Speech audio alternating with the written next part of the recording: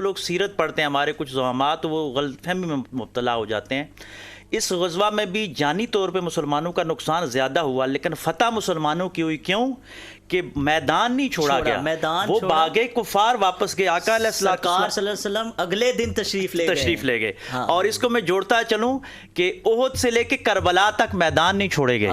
امام علی مقام نے بھی وہاں میدان نہیں چھوڑا تھا. 72 تھے وہ گئے، یہ وہاں آئے تو وہاں ہی ان کے مزارات بنے، وہاں ہی رکے ہیں. تو یہ جو غلط فہمی ہے تھوڑی سی اس کو دور کر دیا جائے. اور دوسرا پاکستان کے حوالے سے اس غزوہ میں جو بڑا میسج ہے یہ ہے کہ آقا علیہ السلام نے 50 تیر اندازوں کے ایک دستے کو ایک جگہ روکا تھا کہ آپ نے جگہ نہیں چھوڑنی. وہ جانی نقصان اس وجہ سے ہوا.